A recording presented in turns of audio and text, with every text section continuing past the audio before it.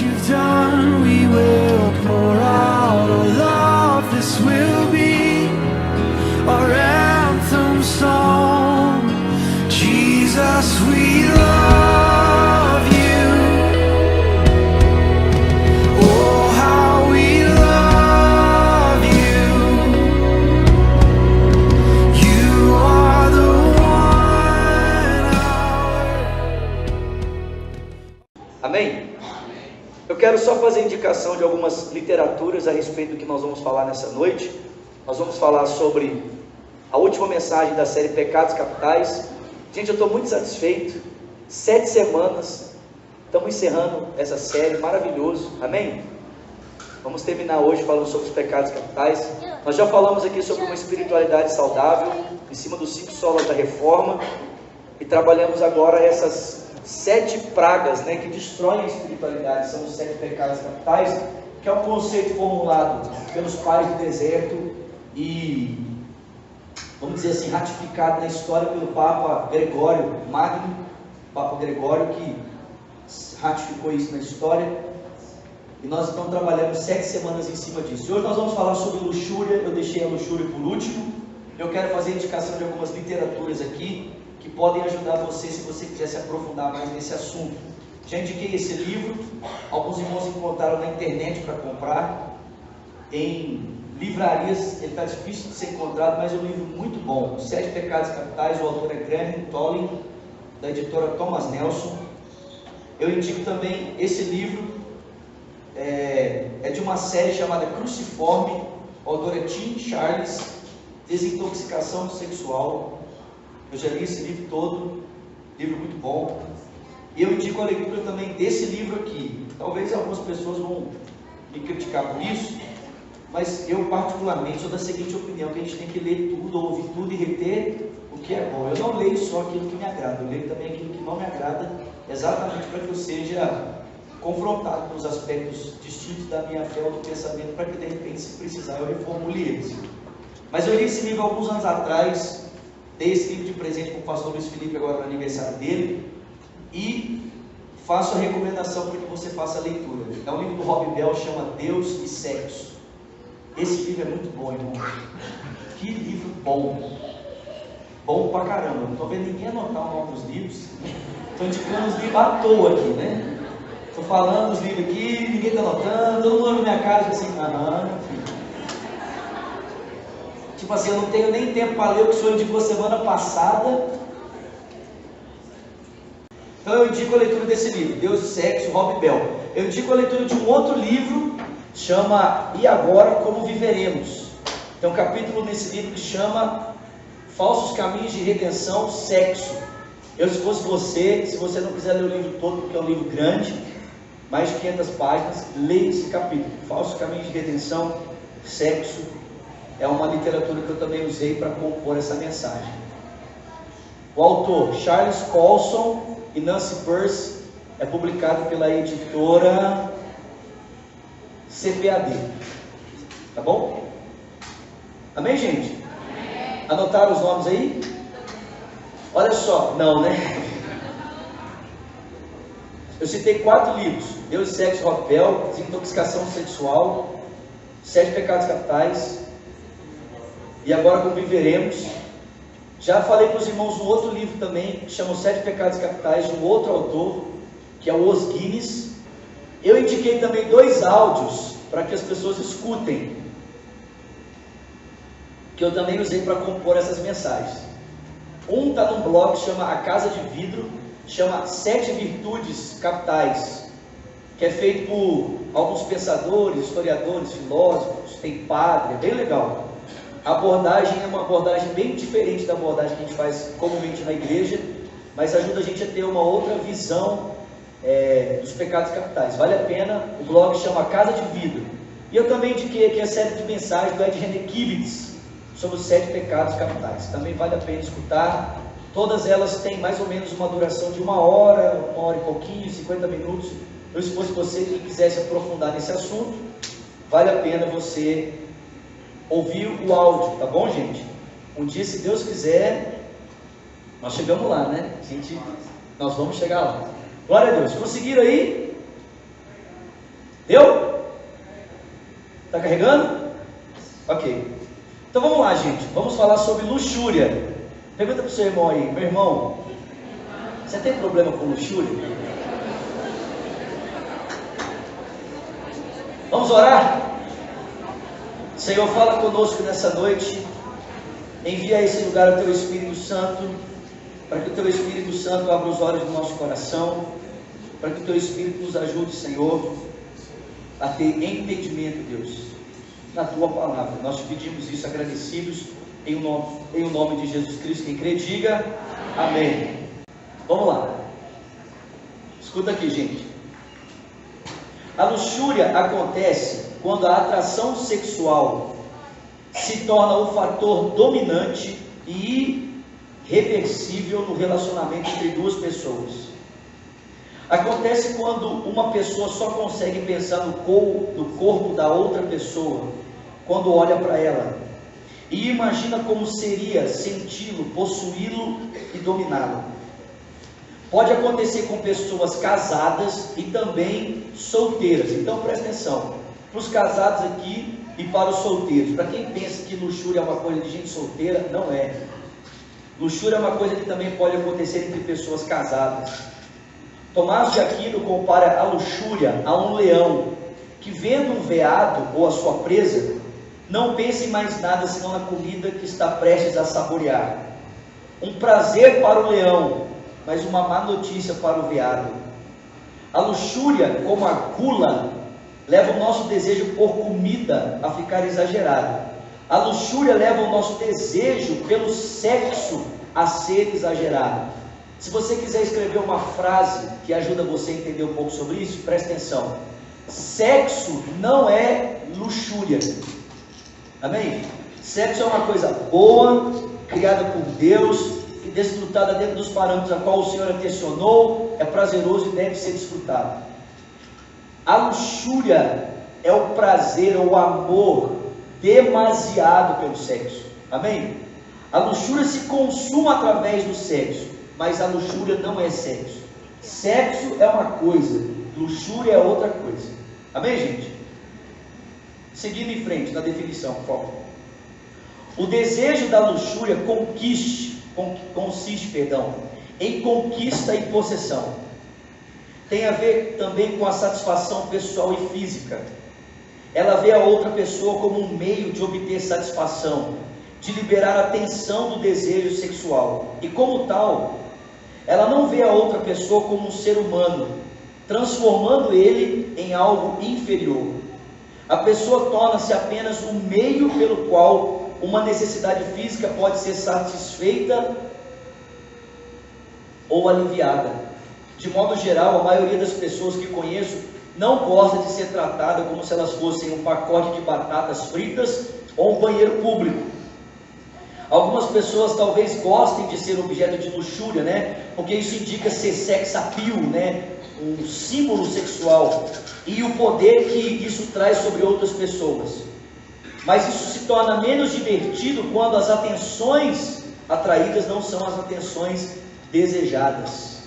A luxúria acontece quando alguém trata outra pessoa apenas como um corpo e nada mais, como um instrumento, um meio para o fim e não um fim em si mesmo.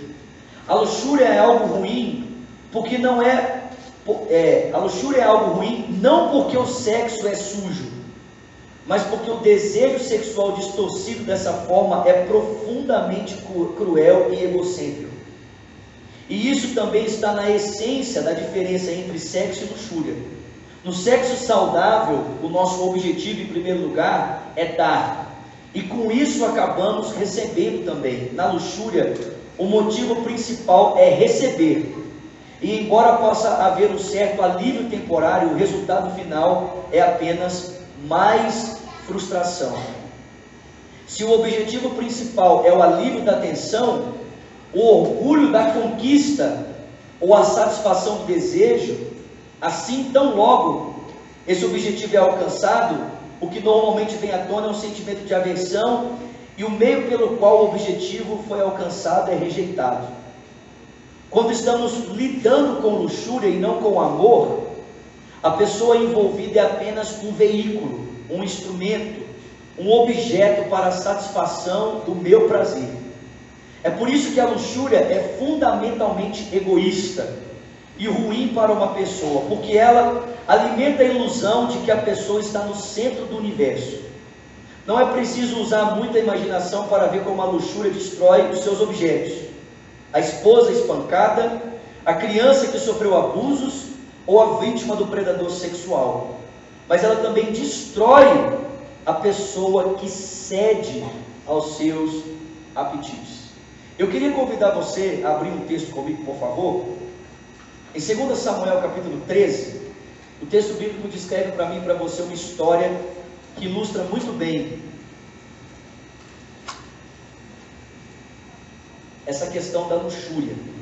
2 Samuel 13:1 diz assim: depois de algum tempo, Aminon, filho de Davi, apaixonou-se por Tamar. Ela era muito bonita e era irmã de Absalão, outro filho de Davi. Aminon ficou angustiado ao ponto de adoecer por causa de sua meia-irmã Tamar, porque ela era virgem e parecia-lhe impossível aproximar-se dela. Aminon tinha um amigo muito astuto chamado Jonadab, filho de Simeia, irmão de Davi. E ele perguntou a Aminon: filho do rei, por que todo o dia você está abatido? Quer me contar o que se passa? Aminon lhe disse: estou apaixonado por Tamar, irmã do meu irmão Absalão. Versículo 5: vá para a cama e finja estar doente, disse Jonadab. Quando seu pai for visitá-lo, diga-lhe: permita que minha irmã Tamar venha dar-me de comer. Gostaria que ela preparasse a comida aqui mesmo e me servisse, assim poderia vê-la. Aminon aceitou a ideia e deitou-se, fingindo-se estar doente. E quando o rei foi visitá-lo, Aminon lhe disse: eu gostaria que a minha irmã Tamar viesse e preparasse 2 bolos aqui mesmo e me servisse. Davi mandou dizer a Tamar no palácio: vá à casa do seu irmão Aminon e prepare algo para ele comer. E Tamar foi à casa de seu irmão, que estava deitado. Ela amassou a farinha e preparou os bolos na presença dele e os assou. E depois pegou a assadeira e serviu os bolos, mas ele não quis comer. E então Aminon deu ordens para que todos saíssem. E depois que todos saíram, disse a Tamar: traga os bolos e sirva-me aqui no meu quarto. Tamar levou os bolos que havia preparado ao quarto de seu irmão. Mas quando ela se aproximou para servi-lo, ele a agarrou e disse: deita-te comigo, minha irmã. Mas ela lhe disse: não, meu irmão, não faça essa violência. Não se faz essa coisa, não se faz coisa dessas em Israel. Não cometa essa loucura. O que seria de mim? Como eu poderia livrar-me dessa desonra? E o que seria de você? Você cairia em desgraça em Israel.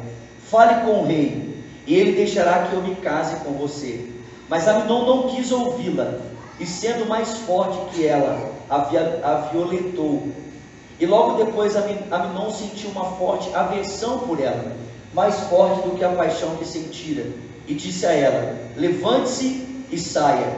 Mas ela lhe disse: não, meu irmão, mandar-me embora seria pior do que o mal que você já me fez. Ele, porém, não quis ouvi-la, e chamando o seu servo, disse-lhe: põe esta mulher para fora daqui e tranque a porta. E então o servo colocou-a para fora, trancou a porta, e ela, vestindo uma túnica longa, porque era o vestido de roupa que as filhas das virgens usavam desde a puberdade. Tamar pôs cinza na cabeça, rasgou a túnica longa que estava vestindo e se pôs ao caminho, com as mãos sobre a cabeça e chorando em alta voz. Gente, perceba que cena tensa que o texto bíblico descreve, né? O Rob Bell, no livro dele, Deus e Sexo, ele fala que se a Bíblia fosse toda ela retratada em filmes, existem cenas que nós jamais gostaríamos de assistir. No livro de Reis, o texto bíblico conta a história de um homem que teve a sua concubina estuprada. Posteriormente ela foi esquartejada e as partes dela foram enviadas às tribos de Israel para que uma medida fosse tomada. A pessoa assistiu uma cena dessa no filme? Seria pesado, sim ou não? Agora, uma outra cena muito pesada que o texto bíblico descreve é essa cena. Agora, presta atenção. O curioso é perceber o sentimento do coração de Aminon. Porque o texto bíblico descreve para mim e para você que Aminon tinha uma paixão que ardia tão intensamente no seu coração pela sua irmã. Ele a desejava tanto que ele adoeceu por ela. Ele ficou doente por causa dela. E aí o texto diz que o Jonadab, percebendo a doença de Aminon, fala para ele: cara, o que está acontecendo com você? Seu semblante está descaído, você anda cabisbaixo, anda aí triste, né? Sem vontade de cantar uma bela canção. O que está acontecendo? E ele diz: cara, eu estou apaixonado pela minha irmã. Mas como é que eu vou poder possuí-la? Ela é minha irmã. E o Jonadab disse: é muito simples, cara. Faz o seguinte: finge que você está doente, e quando o seu pai vier visitá-lo, você pede então para que o seu pai envie a sua irmã.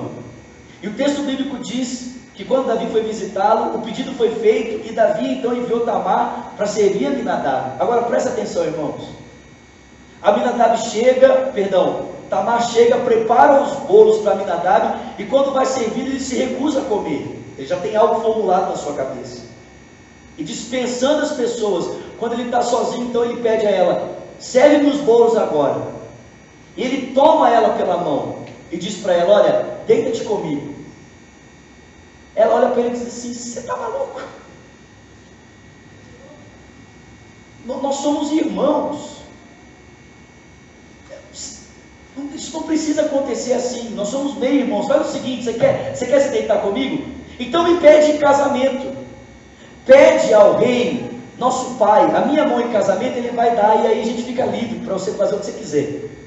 Mas o texto bíblico diz que a ânsia dele por possuí-la era tão intensa, que ele não levou em consideração o seu desejo. Ele não levou em consideração quem ela era. Não levou em consideração sua história, não levou em consideração seu pai, não levou em consideração coisa nenhuma. Ele levou em consideração tão somente uma coisa. O que ele levou em consideração? A sua vontade. E o texto bíblico diz que por causa disso ele a violentou. Ele exerceu força sobre ela e a violentou. Agora presta atenção. Curioso é perceber que após o ato ter sido consumado, o texto bíblico não se volta para descrever o sentimento de Tamar. O texto bíblico não diz assim: e após ser violada, Tamar sentiu-se angustiada. Após ser violada, Tamar sentiu-se usada. O texto não faz isso. O texto bíblico, diferente da nossa expectativa de se voltar talvez para o sofrimento e para a aflição de Tamar, se volta para o coração de quem? De Aminon. E mergulha dentro do seu coração e descreve para nós o sentimento posterior a ele ter possuído Tamar. E o texto bíblico diz que o primeiro sentimento que ele tem no seu coração após violentá-la, qual é, irmãos? Qual é? De desprezo, de nojo. Ele tem um sentimento de nojo por ela. Aquela paixão, aquele desejo intenso por possuí-la, que fez com que ele exercesse força, não levasse em consideração a sua vontade, não levasse em consideração quem ela era, não levasse em consideração a sua história, não levasse em consideração o seu pai, a autoridade do seu pai sobre eles como pai e como rei. Esse sentimento, tão rapidamente como ele foi concebido e tão rapidamente como ele foi consumado, ele foi embora, transformando-se no sentimento de aversão, de asco, de nojo. Tamar deixou de ser para ele o seu objeto de desejo, para passar a ser para ele o seu objeto de rejeição. O texto diz que após ter deitado com ele, ele olha para ela e diz assim: leva essa mulher daqui, eu não quero mais olhar para a cara dela, eu não quero mais ter nenhum tipo de relacionamento com ela, eu quero que ela saia daqui. O texto diz que Tamar olha para ele e fala assim: peraí, cara, peraí, você vai tornar as coisas ainda pior, porque já não era lícito você me possuir, e agora que você me possui, você vai me mandar embora, desonrando o meu nome e você. E o texto bíblico diz que mais uma vez ele não leva em consideração a sua história, ele não leva em consideração a sua honra, ele não leva em consideração a opinião das pessoas, ele não leva em consideração nada, ele só tem uma consideração, o seu desejo. E pelo seu desejo, ele manda ela embora, ao ponto de ela ser envergonhada diante de toda a cidade de Israel, ou da nação de Israel. Isso aqui, irmãos, é luxúria. O que é luxúria? A luxúria, vocês estão me vendo aí? Tá tranquilo? Tá bom? É bom que fica mais fresquinho também. A luxúria é quando, pelo meu desejo e pela vontade de consumar o meu desejo, eu violo todos os outros parâmetros, simplesmente pela vontade de consumar o meu desejo. É quando o outro, presta atenção, é quando o outro se torna para mim apenas um objeto. É quando o outro se torna apenas um meio de eu consumar a minha vontade. Presta atenção, não interessa para mim, olha só, não interessa para mim o outro como pessoa. Eu não quero me envolver com a história do outro. Se o outro tem história ou não, o problema é dele. Se o outro tem vida ou não, o problema é dele. O que vai acontecer com ele após esse fato, o problema é dele. Eu não quero saber de nada, eu quero saber de uma coisa: satisfazer o meu desejo. E sabe o que eu acho interessante? Que é exatamente assim que a sociedade moderna trata o sexo, ou a sociedade pós-moderna trata o sexo, ou a modernidade tardia trata o sexo. A gente trata o sexo hoje como se ele fosse mais uma das funções biológicas que o ser humano precisa realizar na sua vida. A gente trata o sexo como se o sexo fosse igual a comer, como se o sexo fosse igual a dormir, como se o sexo fosse mais uma das funções biológicas, né? Quer dizer, assim como eu preciso comer, assim como eu preciso dormir, assim eu também preciso de fazer sexo. Só que isso não é verdade. Isso não é verdade. Porque presta atenção, alguém não pode viver, não existe pessoa que dê conta de ter saúde sem dormir, não existe pessoa que dê conta de ter saúde sem comer, mas qualquer pessoa razoavelmente pode ter saúde tranquila sem fazer sexo. Quer um exemplo disso? O Senhor Jesus Cristo. Jesus Cristo viveu uma vida toda sem desfrutar do sexo, e nem por isso deixou de ser saudável. Uma pessoa pode ser perfeitamente saudável sem desfrutar do prazer do sexo, mas ela nunca será perfeitamente saudável sem que o sexo seja entendido nos parâmetros que precisam ser entendidos conforme ensinado nas Sagradas Escrituras. Sexo não é igual comer, gente. Sexo não é igual dormir. Sabe por quê? Porque sexo envolve não apenas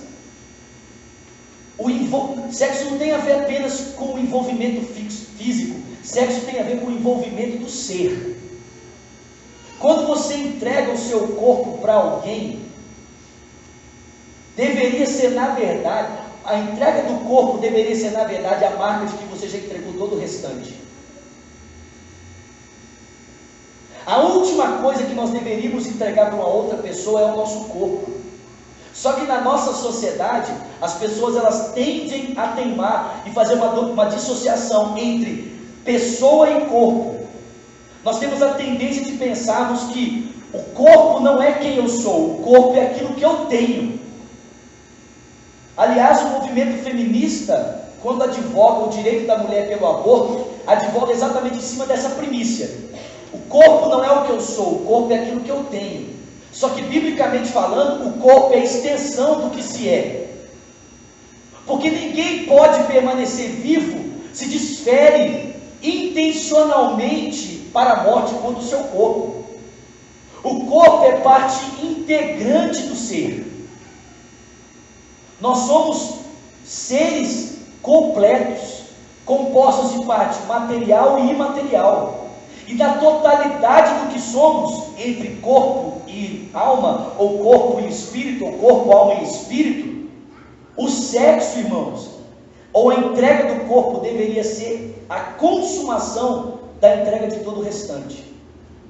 Só que hoje as pessoas entregam em primeira instância o corpo, e elas pensam que ao entregarem o corpo, elas não estão entregando o coração, mas é impossível desassociar-se do corpo, porque quem entrega o corpo está entregando a si mesmo. E é inevitável não sairmos lesados quando há uma entrega do corpo. Numa relação sexual, fora dos parâmetros das Sagradas Escrituras, é impossível que as pessoas saiam sem marcas. Impossível. Por quê? Porque quando você se une a alguém, esse alguém está intrinsecamente tornando-se parte integral da sua história. Não tem como você tratar isso como não aconteceu nada. Essa pessoa se torna participante da sua realidade, da sua história, de quem você é. Mas a luxúria promete para nós que é possível sexo sem envolvimento. A luxúria diz para mim e para você, é possível entregar o corpo sem entregar a alma. Mas a Bíblia diz, é impossível não entregar a alma quando se entrega o corpo. Quem entrega o corpo, acaba entregando a si mesmo. Quem entrega o corpo, está se entregando. Está entregando quem é, para uma outra pessoa. Agora, talvez, preste atenção, talvez você já tenha vivenciado essa história, ou conheça alguém que já vivenciou essa história. De uma pessoa que, tinha assim, uma vontade assim, nossa, não, eu quero tanto.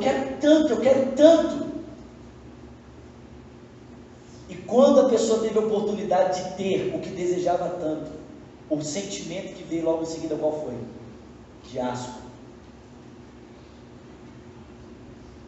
E vou dizer uma coisa para você, irmão, o pior não é quando nós sentimos asco pelo outro, o pior é quando a gente faz um negócio como esse e sente asco pela gente mesmo.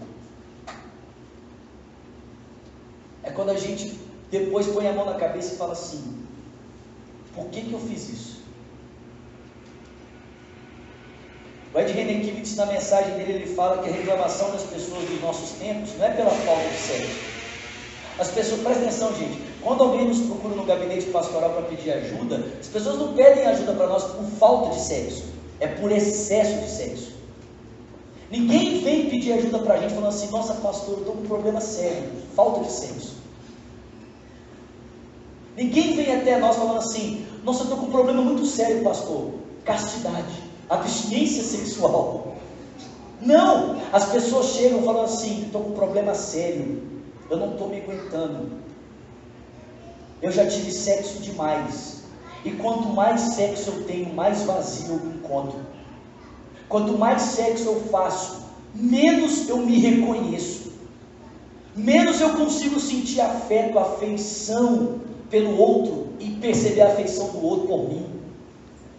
Isso é luxúria, gente. O Aminon olhou para Tamar e falou assim, eu tenho asco dessa mulher, quero essa mulher longe de mim. Presta atenção, escuta isso aqui. Eu não quero de maneira nenhuma dizer com as palavras que eu vou dizer agora, que o desejo não é lícito, O desejo pelo sexo oposto é lícito, e é lógico que existem características do sexo oposto que vão nos atrair mais do que outras qualidades ou outras características. Mas preste atenção, se o seu parâmetro de definição para a escolha de alguém do seu lado está definitivamente e unicamente e intrinsecamente ligado ao aspecto estético, físico daquela pessoa, você está sendo levado pela luxúria e não pelo amor. O que te motiva a estar com alguém é a luxúria e não o amor. Não o amor. Porque presta atenção, você não quer saber da história do outro.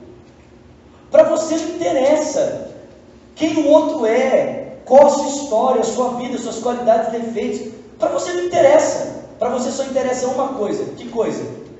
Se o corpo dela é bonito ou se o corpo dele é bonito. se ele tem a barriga torneada ou se ela tem a barriga torneada, se os seios, né, são volumosos ou pouco volumosos. É só isso que interessa. Isso é luxúria, gente. É o desconsiderar do outro. A gente não quer saber quem o outro é, a gente quer saber o que o corpo do outro pode me dar. O prazer que eu posso ter por meio do corpo do outro. Isso é luxúria. Isso é luxúria. A pergunta é, por que nós, muitas vezes, somos assim? Por que nós somos pessoas que muitas vezes somos movidos por luxúria? Abra comigo, por favor, em Efésios. Efésios capítulo 4.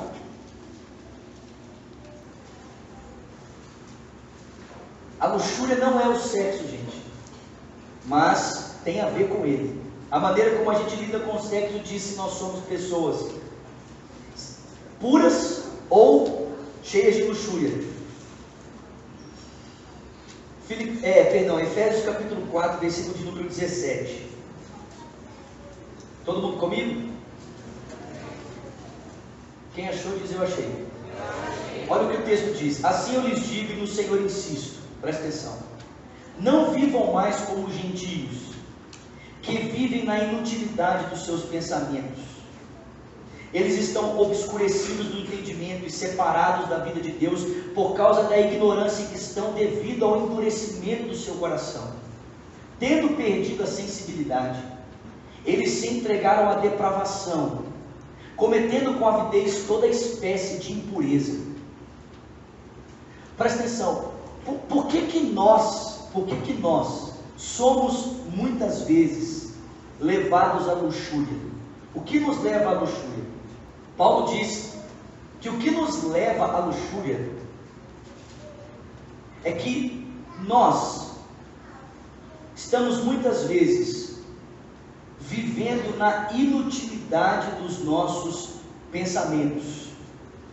Ele diz que nós somos levados à luxúria porque estamos obscurecidos no entendimento e estamos separados da vida de Deus por causa da ignorância que estamos devido ao endurecimento do nosso coração. Por que os homens são levados à luxúria? Paulo diz, porque eles não conseguem compreender a vida na perspectiva de Deus. Um autor muito conhecido chamado Richard Foster, escuta isso aqui, disse que nós somos a sociedade que mais fala sobre sexo e menos entende o que sexo significa. Nós somos a sociedade que mais fala, não tem slides, tá? Não tem. Nós somos a sociedade que mais fala sobre sexo. E a sociedade que menos entende o que é isso. Por quê? Porque, gente, nós só arranhamos a superfície. Nós não conseguimos entender o sexo na sua profundidade. O Paulo diz que nós nos tornamos pessoas assim, levadas por avidez, né? Por toda espécie de impureza, porque nós estamos entenebrecidos do entendimento, nós estamos separados da vida de Deus. Preste atenção, por que nós agimos como bichos e não como gente? Você consegue entender que quando a gente age tão somente movido pelo nosso instinto, sem levar em consideração quem o outro é, nós estamos nos assemelhando a bichos e não a seres humanos? Por que a gente age assim? Simples, porque quem está separado da vida de Deus, quem não entende a vida na perspectiva de Deus, quem não entendeu a humanidade na perspectiva de Deus, vai se assemelhar no seu comportamento a bicho e não a ser humano. Presta atenção, irmãos, quem nos humaniza e leva a gente a viver a vida, nossa, isso é muito forte, quem nos humaniza e leva a gente a viver a vida de maneira sensata na perspectiva do Criador, é a obra do Espírito no nosso coração. Mas quem não foi humanizado pelo Espírito, quem não experimentou da regeneração do seu coração e não foi verdadeiramente conectado ao real sentido da vida, para que possa entender a vida na perspectiva da vida de Deus, essas pessoas que não possuem vida, vivem desassociadas da vida, vivem como bichos a partir dos seus instintos, vivem impulsionados pela vontade da carne, vivem motivados pela vontade do pecado e não conseguem experimentar o real significado das coisas as quais Deus preparou para que elas fossem entendidas e experimentadas. Isso é muito forte. O Paulo diz que gente que vive assim, presta atenção, gente que vive assim é gente insensível. É gente que perdeu a sensibilidade da vida. Está entendendo isso aqui? Quer dizer, as pessoas pensam assim: não, quanto mais eu me entrego, quanto mais sexo, quanto mais luxúria, quanto mais melhor. Isso é curtição. O Paulo diz: não, isso não é curtição, isso é insensibilidade. Isso é não entender o real sentido da vida. Isso é, pelo contrário, tem gente que diz assim: isso é curtir a vida. Não, isso é perder o real significado do que a vida tem. Isso é ser bicho. Isso não é ser humano. Isso é ser movido pela carne. Isso não é ser humano. Paulo diz que a gente age dessa forma porque nós perdemos a sensibilidade, estamos depravados e com avidez então cometemos toda espécie de impureza. Quer ver? Abre um outro texto, por favor. Gálatas capítulo 5. Gálatas 5, verso 16 diz: por isso digo, vivam pelo Espírito, e de maneira nenhuma vocês vão satisfazer os desejos da carne, porque o que a carne deseja é o que é contrário ao Espírito, e o que o Espírito deseja é contrário à carne. Eles estão em conflito um com o outro, de modo que não fazem o que desejam. Mas se vocês são guiados pelo Espírito, vocês não estão debaixo da lei. Ora, as obras da carne são manifestas, presta atenção: imoralidade sexual, impureza e libertinagem, idolatria e feitiçaria, ódio, discórdia, ciúmes, iras, egoísmo, dissensões e facções, inveja, embriaguez, orgias e coisas semelhantes. E eu os advirto, como antes os adverti, que quem pratica essas coisas não herda o reino de Deus. Mas o fruto do Espírito é amor, alegria, paz, paciência, amabilidade, bondade, fidelidade, mansidão e domínio próprio, e contra essas coisas não há lei. E os que pertencem a Jesus Cristo crucificaram a carne com as suas paixões e os seus desejos. Se vivemos pelo Espírito, andemos também pelo Espírito. Preste atenção: só é possível tocar as coisas que realmente são reais quando nós estamos debaixo do domínio do Espírito, porque a carne só nos faz experimentar da superficialidade das coisas da vida. Paulo está dizendo que as obras da carne são essas aqui: imoralidade, impureza. Quem vive na carne vive a partir dos seus próprios instintos e não consegue perceber o sentido real, o significado real da vida. A pergunta é: como é que nós, irmãos, podemos nos livrar desse pecado maldito da luxúria? Como é que nós podemos vencê-lo? E o Senhor Jesus, olha só, vem comigo por favor, Mateus capítulo 5,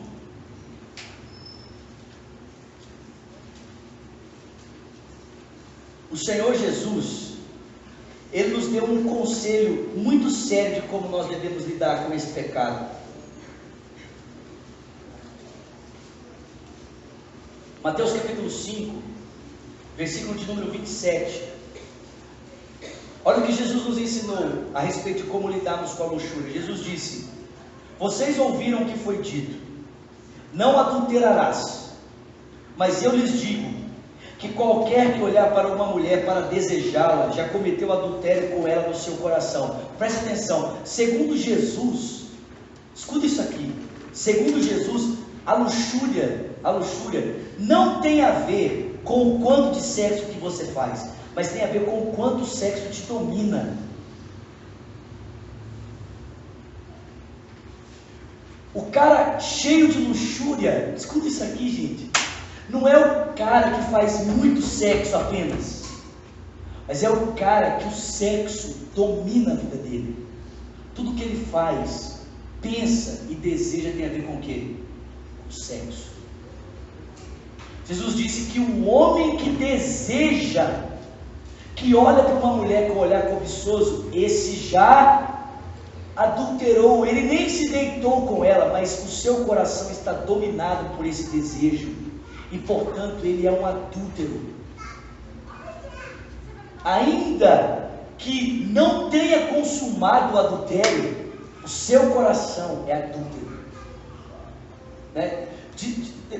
No seminário, quando eu estudava no seminário, o professor ensinando um pouco sobre isso, falava o seguinte, que a diferença entre o olhar puro e o olhar impuro está no segundo olhar. Não sei se vocês já ouviram isso. O professor falava assim, que quando você olha para uma mulher a primeira vez, ou para um rapaz a primeira vez, você o acha bonito ou você a acha bonita, você olha e você desvia o olhar, esse olhar não é pecado. Mas quando você olha, achou bonito, e você olha de novo, aí você pecou. O segundo olhar é pecaminoso. Aí os meus colegas de seminário dizem assim, por isso aproveita a primeira olhada, né? Olha primeiro e fica lá, né? Tipo assim, pá, né? É o primeiro olhar, aproveita. Mas preste atenção, qual é a diferença do olhar cobiçoso, luxurioso, se essa palavra existe, e para o olhar puro? É simples, é que o olhar cobiçoso vê o outro como objeto, vê simplesmente o outro como objeto. Mas olha o conselho de Jesus para a gente desse tipo. Vocês estão comigo aqui, gente? Olha o conselho de Jesus, verso 29. Se o teu olho direito te faz pecar, arranca, lança ele fora. Simples assim, não é, irmãos? Porque é melhor perder uma parte do corpo do que todo ele ser lançado no inferno. E se sua mão direita te faz pecar, amém? Corta ela. É melhor perder uma parte do seu corpo do que ir toda ela para o inferno. Gente, qual que é o conselho de Jesus para pessoas que lutam contra a luxúria? Jesus falou assim, irmão, você luta contra a luxúria? Oh, querido, vou te dar um conselho, arranca o seu olho fora. Corta a sua mão, cara. Eu, uma vez ouvindo um pregador falar sobre esse texto aqui, gente, olho e mão. O que você acha que, pelo menos interpretando esse texto à luz dos nossos dias, a mão aqui seria um instrumento para o quê? Para quê, irmãos? Para satisfação do prazer individual.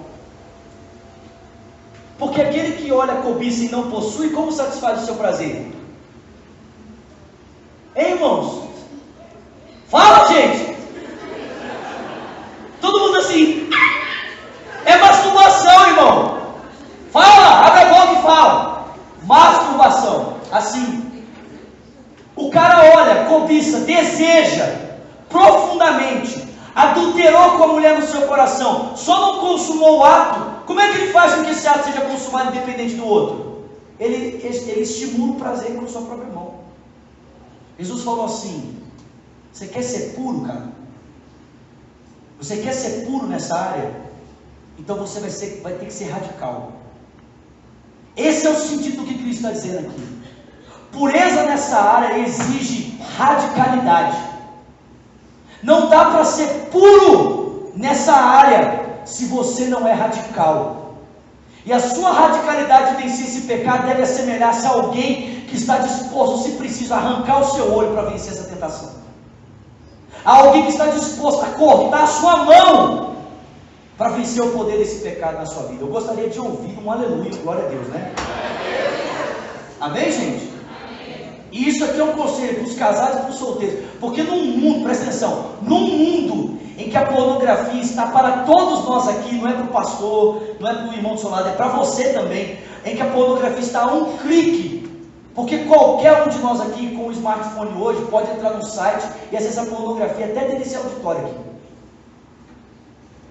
Num mundo em que a pornografia está tão fácil, porque eu lembro quando eu era menino, quando eu era criança, entrando na adolescência, para você alugar um filme pornográfico era assim, você entrava na locadora, aí tinha lá no fundo, na sala onde só entrava você e o Satanás, né? E quando você entrava, o Satanás te acompanhava, né? Porque nem o dono da locadora ele ousava entrar lá, porque lá já era antessala do inferno. Então assim, você entrou, o capeta falava, seja bem-vindo, amanhã eu te busco. Aí tinha uma cortina e uma placa bem grande escrito, proibida a entrada de pessoas menores de 18 anos. Hoje, meu irmão, locadora nem existe mais, tem gente que nem sabe o que eu estou falando aqui. Fala locadora. Ah! De que país é isso? É de comer? Com um clique no telefone. Com um clique. Eu lembro que uma madrugada, escuta isso aqui, eu tinha uns 17 anos. Eu acordei e peguei meu pai vendo pornografia. Aí eu acordei, olhei, vi que ele estava vendo pornografia. Ele viu que eu vi. Eu voltei para o meu quarto, deitei e dormi. No outro dia cedo, eu procurei ele e falei assim, pai, senta aqui. Aí eu falei assim, o senhor sabe que eu vi? Ele falou assim, eu sei que você viu. Eu falei, estou aqui para te dizer que se o senhor quiser, a gente pode vencer isso junto, eu posso ajudar o senhor a vencer isso. Nós vamos orar e Deus vai te dar vitória nessa área. Isso não é um vício que assola só o solteiro, não. Isso é um vício que assola a gente casada. Gente que não tem a real perspectiva do que o texto bíblico pretende para o sexo dentro das instâncias do matrimônio e quer fazer da sua esposa, desculpa a expressão, uma prostituta, ou quer fazer do seu esposo um garoto de programa. Jesus disse que para a gente vencer nessa área, a gente tem que ser radical. E de que forma que a gente aplica essa radicalidade do Filho de Deus para a gente vencer nessa área? Primeiro, vocês estão comigo aqui? Primeiro, diga comigo, confissão. Vem comigo para Tiago, por favor.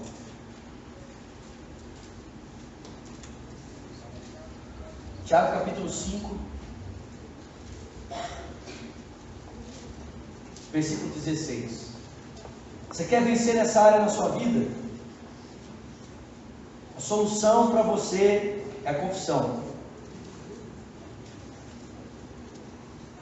Falando a casados e solteiros, hein? Tiago 5, versículo 16. Diz assim: portanto, confessem os seus pecados uns aos outros e orem uns pelos outros para serem curados. A oração de um justo é poderosa e eficaz. Alguém pode dar glória a Deus? Você pode falar assim: ah, pastor Vinícius, o senhor é fácil, cresceu na igreja, nunca esteve no mundo, não conhece os prazeres dessa vida. Deixa eu dizer uma coisa para você, meu irmão. Eu nunca desviei, mas eu também sou pecador, querido. E eu dentro da igreja aprontei, irmão.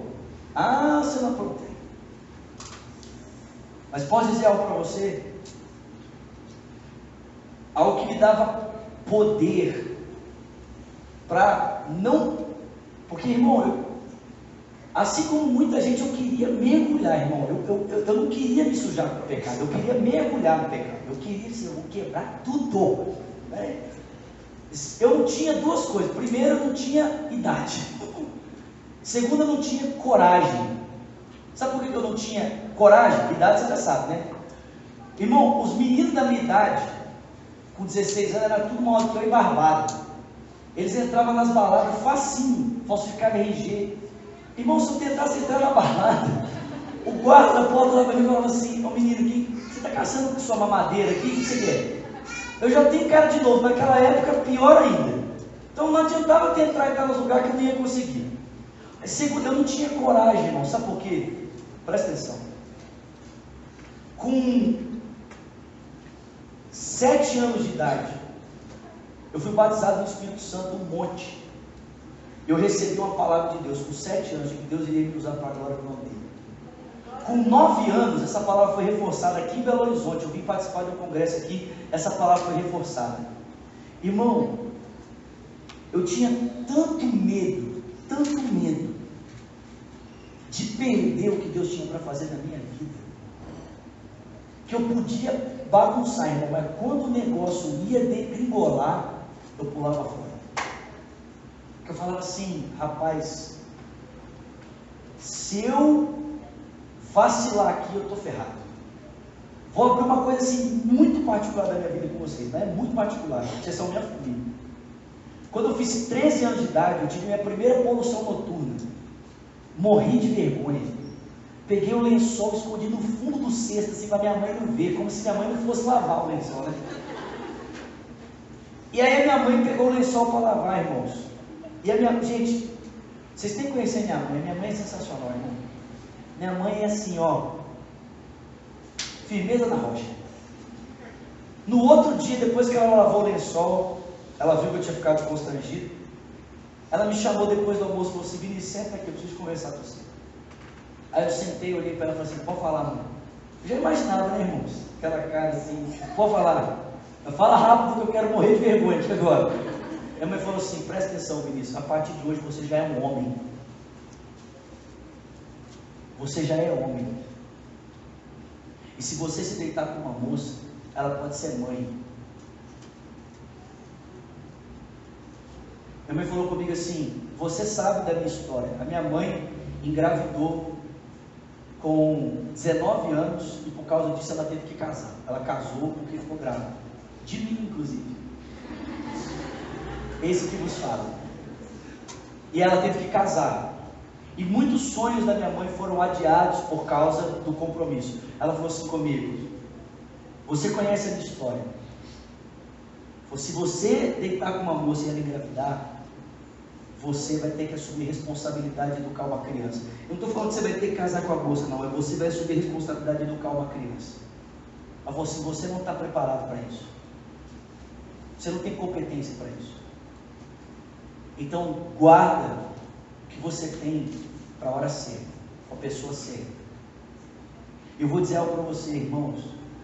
Essa palavra pesava tão forte comigo, que mesmo quando eu estava lá assim na beira do precipício, né, com o pezinho assim, agora eu vou pular, o Espírito Santo trazia essa palavra e eu achava fora. Eu cascava fora. Você quer vencer o pecado, meu irmão? Nessa área, você vai ter que ter alguém com que você tenha a transparência de abrir a sua vida. De sentar com essa pessoa e falar assim: ó, presta atenção, eu estou sendo tentado nessa área, eu estou vendo pornografia mesmo, eu estou me masturbando mesmo, ou eu estou transando mesmo, e eu não tenho sentimento de culpa por estar transando, mas eu quero mudar. Você vai ter que abrir a sua vida. Se você quer vencer, você vai ter que ser radical, meu irmão. Você vai ter que expor a sua vida para ser confrontado. Eu vou dizer algo para vocês: eu não perdi nunca por escancarar a minha vida para minha mãe ou para um líder. Pelo contrário, eu ganhei, eu fui preservado. Eu digo para você nessa noite: você quer vencer a luxúria na sua vida? Tenha coragem de abrir a sua história para alguém. O meu pai foi um homem profundamente destruído por luxúria. Eu não sei se eu já contei isso para vocês aqui, mas faltando um ano para o falecimento do meu pai, um ano, no carnaval de 2002, escuta isso aqui, nós estávamos no acampamento e Deus trouxe uma palavra para minha mãe no acampamento, que era para ela preparar a casa, porque Deus ia passar com um terremoto dentro da nossa casa. Já contei isso para vocês? Não, né? Então vou contar. Escuta só. Presta atenção, gente. E aí a minha mãe ficou toda felizinha com a palavra, né? Oh, Deus vai passar o terremoto! Né? Oh, né? E veio me contar, oh, Vinícius, Deus falou que vai passar o terremoto. Né? A gente já pensa logo 500 graus de puro fogo, santo e poder, né? Mas, irmão, foi um terremoto mesmo. Que minha casa veio abaixo, irmão. 2 meses depois a gente descobriu que meu pai vivia uma vida de adultério de anos. Não era com uma mulher, não, com várias mulheres. Imagina, ninguém sabia, irmãos. Eu não sei como que ele conseguiu esconder. Ninguém sabia. Mas presta atenção, a gente começou a orar em casa depois que Deus deu essa palavra. E foi se tornando tão incômodo para o meu pai conviver com aquela mentira, com aquele estado caótico, que chegou um dia que ele falou assim: eu não aguento mais. Chamou minha mãe e falou assim: eu preciso abrir minha vida para você. E confessou tudo. Tudo. A primeira reação da minha mãe foi falar para ele assim: arruma suas malas e fica mula. Você quer viver essa vida aí? Tchau. Aí meu pai falou assim: não, eu quero mudar. E a minha mãe começou a orar, irmãos. Escuta isso aqui. E a minha mãe foi capaz de amar mais a alma do meu pai do que as coisas que ele estava fazendo. Presta atenção, gente. Se você acha que a minha família é perfeita, que eu venho lá perfeita, eu vou dizer para você: minha família não é perfeita. Irmão, se eu estou aqui, é a graça e a misericórdia de Deus, querido. É Deus, irmão. Agora, quando a gente descobriu tudo e meu pai pediu ajuda, a gente cuidou, ajudou ele e tudo mais. O meu pai, escuta só, o meu pai, uma semana antes de morrer, ele me procurou e falou assim: eu preciso ter uma conversa com você de homem para homem. E ele não conseguiu ter essa conversa comigo, ele morreu na semana seguinte. Mas a minha mãe acredita que meu pai ia confessar tudo para mim. Tudo.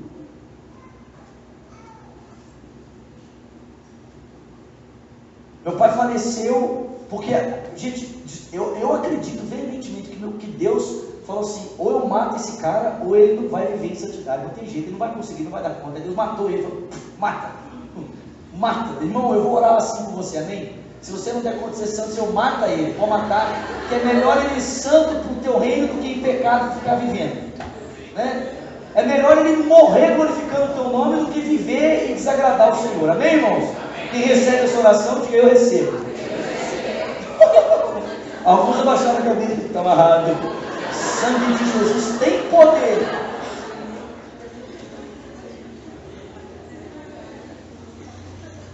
Ô, gente, na minha família tem tanto vucu-vucu nessa área, que eu vou dizer uma coisa para você: eu decidi muito cedo, cara, eu não vou manter minha vida nessa área oculta.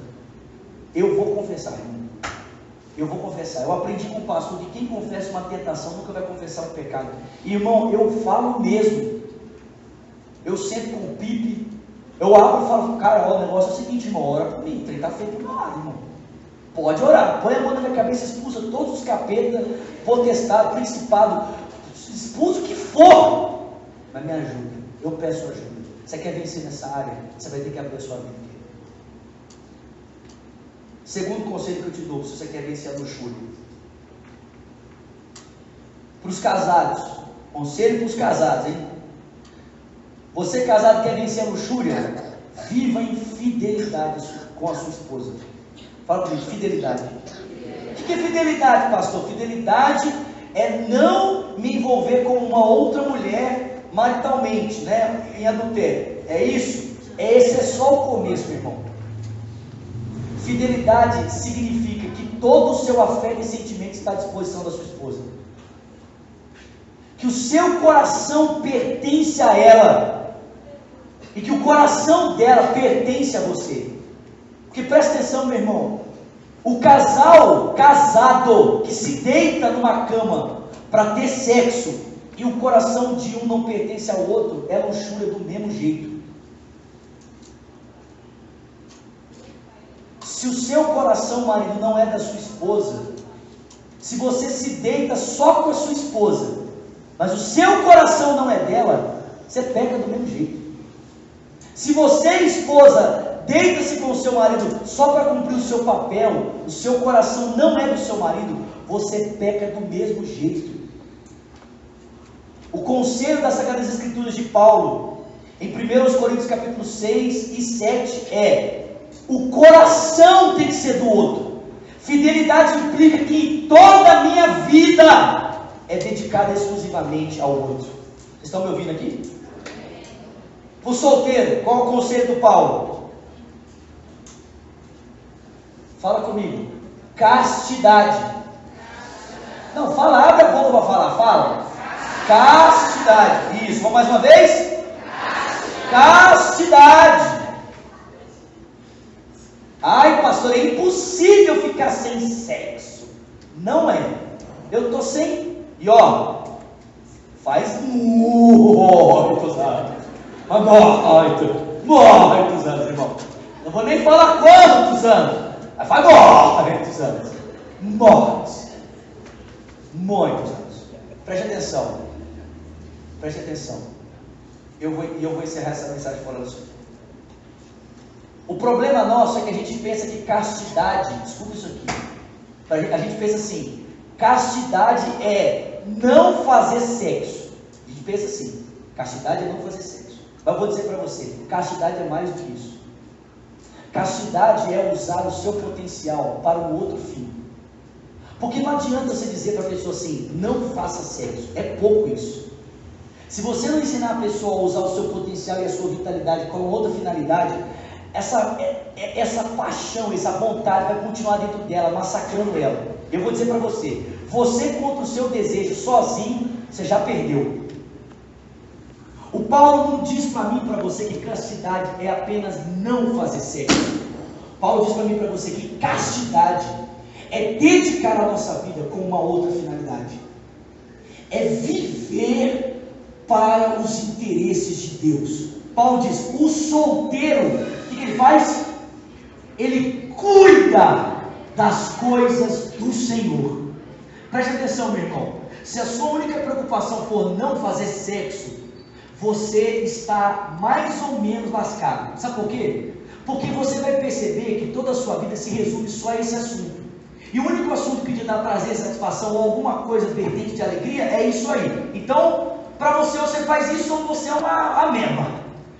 Mas para aquele que descobre o real sentido e significado da história e que percebe que foi criado por um propósito infinitamente maior que a glória de Deus, e se descobre na sua vocação, se descobre naquilo que Deus tem preparado para a vida, essa pessoa consegue vencer isso naturalmente, facilmente. Eu digo para você que é facilmente, sabe por quê? Porque eu sou assim, meu filho. Eu sou assim. Pense numa pessoa que descobriu o real significado do porquê existe e desgasta a vida dela nesse sentido. Sou eu. Eu sou essa pessoa. Eu sou essa pessoa que no dia da minha folga eu escolho viajar para pregar do que tirar folga. Eu sou essa pessoa que eu escolho dormir 3, 4 horas por noite para ler livro, preparar sermão, porque eu amo o que eu faço. Eu sou essa pessoa, meu irmão, que para mim não existe nada mais prazeroso do que falar da palavra de Deus. Eu sou essa pessoa, e posso dizer uma coisa para você: eu sou muito feliz, realizado, satisfeito, porque eu descobri o meu sentido, a minha vocação na história. Se você entender castidade só como o fato de não fazer sexo, isso é muito pouco, porque você vai estar desperdiçando um potencial vivo que está dentro de você, que poderia estar sendo usado no reino de Deus, e você não está usando para nada. Pior ainda quando você usa para pecar e para se destruir. Castidade é mais do que não fazer sexo. No caso, do solteiro. Castidade é o solteiro cuidar das coisas do Senhor. Isso é o sentido. O apóstolo Paulo fala isso de uma outra forma em Efésios 4. Depois do verso 17 ele diz assim, presta atenção. Ele fala assim, o que roubava, escuta isso, o que roubava, não roube mais. Mas ele prossegue. Antes, o que ele diz? Trabalhe com as suas próprias mãos, para que, por meio do seu trabalho, tenha sustento para si e para socorrer o que tem necessidade. Presta atenção, escuta isso. Eu encerro. Você já roubou? Alguém já roubou aqui? Pode levantar a mão. Eu já roubei. Quando eu tinha 14 anos, entrei no supermercado com 4 amigos, vamos roubar. Vou roubar, vamos. Estou contando meus pecados. Já roubou também, né? Já roubei demais, irmão. E eu era um bom ladrão, irmão. Entrei no mercado, escuta só. Eu vi um estojo azul lá. Eu queria um estojo azul. Aí minha mãe não queria me dar dinheiro. Eu queria um estojo. Vou roubar. Entrei lá com os meus amigos e falei assim, mano, distrai esse cara que eu vou roubar, irmão. Morava na favela, irmão. Na beira do gueto. Juntei com meus manos lá e falei assim, vou roubar. Entrei no mercado, enquanto os meus amigos davam um giro lá, distraía, peguei um estojinho azul, botei ele de ladinho assim, puxei a blusa, eu com essa cara de menino puído, né? Saí assim tranquilamente. Os meus amigos tudo lá. E eu lá, tranquilo, menino branco, levando o estojo. Vou perguntar de novo, você já roubou? Ai, tem mais gente falando que roubou aqui, né? Agora tem mais. Ele falou assim, se o pastor roubou, eu também. Eu já roubei também. Quem não dá o dízimo rouba de Deus, amém? Isso conta também, amém, irmão? Então se você está em falta do seu dízimo, eu estou dizendo, você é ladrão. Nós somos colegas, só que eu roubo o estojo e você rouba Deus. Então presta atenção.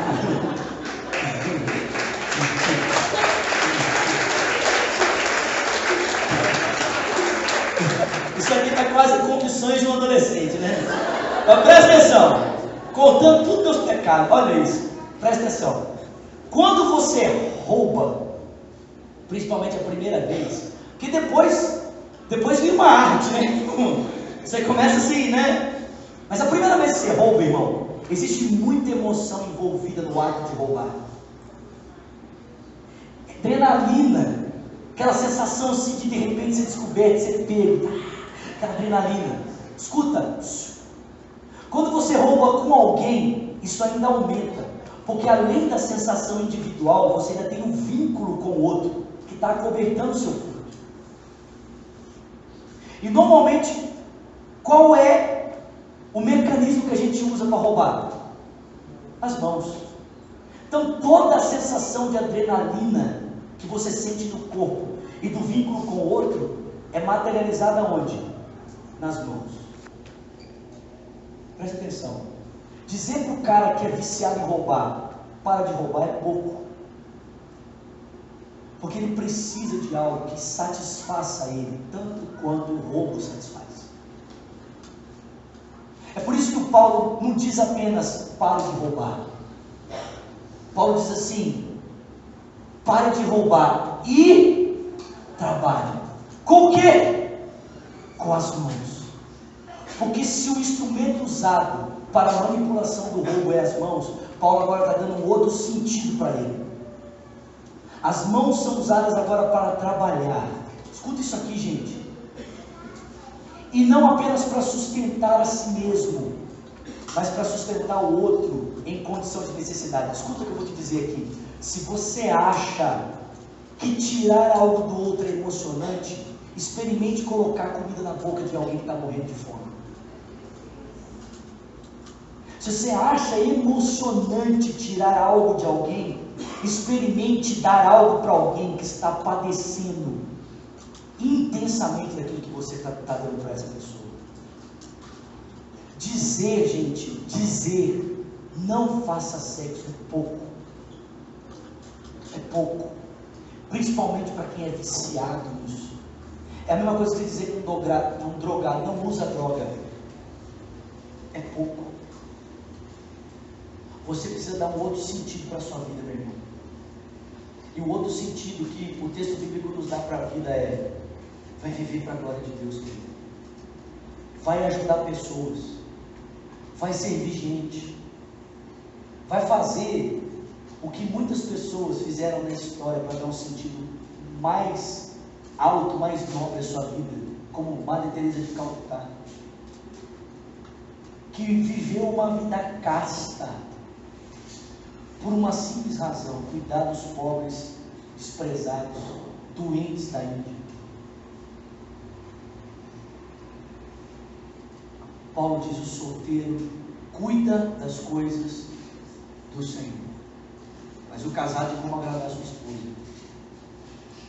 Então eu digo aos casados: quer vencer a luxúria? Fidelidade. Eu digo aos solteiros: quer vencer a luxúria? Castidade. Eu digo aos casados e solteiros: querem vencer a luxúria? Está com problema nessa área? Abre a sua vida, irmão. Tem pastor nessa igreja. E não é pastor perfeito, não. Porque eu também luto contra isso. Eu não tenho problema nenhum com droga, com bebida, não tenho nada. Mas eu luto contra isso. Eu vou dizer uma coisa para você: graças a Deus, pelo Espírito e pelos meus irmãos, pelo meu pastor, eu tenho vencido agora no nome de Jesus. Amém? Fica de pé no Senhor. Acabamos, gente. Alguém pode dar glória a Deus? Pregamos sobre os 7 pecados capitais. Maravilha. Eu queria orar por você que fala assim: tá difícil, pastor. O negócio está osso para mim. Para você que fala assim: eu preciso de ajuda. Você que fala assim: eu estou lutando contra esse pecado e tem sido difícil para mim. Se você é essa pessoa, eu queria orar com você. Senhor, olha para esses irmãos que estão aqui nessa noite, que tiveram a coragem de levantar as mãos e de dizer: estou precisando de ajuda. Homens e mulheres, eu te peço, Senhor. O apóstolo Paulo diz que não existe tentação que sobrevenha a nós maior do que a nossa capacidade. Paulo diz que quando nós somos tentados, o Senhor nos dá escape e livramento, Senhor. Eu te peço: dá escape e livramento a esses meus irmãos. Dá escape e livramento, Senhor, aos meus irmãos. Em nome de Jesus. Deus, eu oro também. Coloca, Senhor, próximo a essas pessoas, líderes, pessoas de confiança, homens e mulheres íntegros, que estejam espiritualmente maduros para ouvir a confissão deles, para ajudá-los, ó Deus, na caminhada da fé. Faça isso, Pai querido, e que eles também, ou ao término desse culto, ou em uma próxima oportunidade, sejam ousados de procurarem alguém para pedir ajuda, Senhor, para expor a sua história ao pastoreio, ao cuidado, em nome de Jesus. Amém, amém e amém. Pai, obrigado por esse tempo,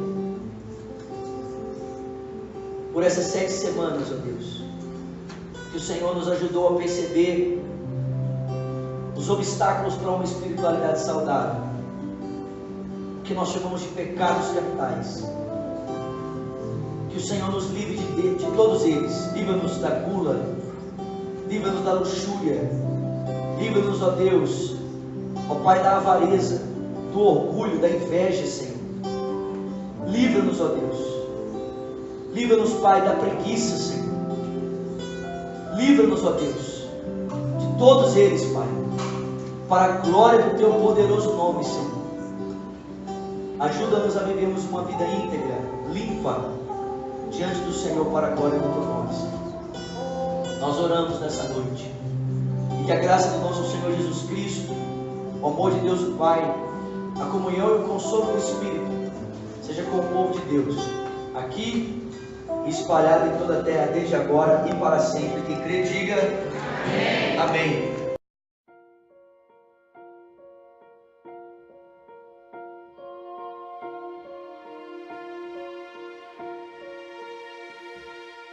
Quem vai responder tantas perguntas que afligem todo o coração? Brigam pela razão quando ninguém tem explicação. Sei que Ele colhe cada lágrima. Sei que nunca estou só. Sei que nunca estou só. Nessa vida que traz incertezas a mais, Teu amor é o meu porto seguro.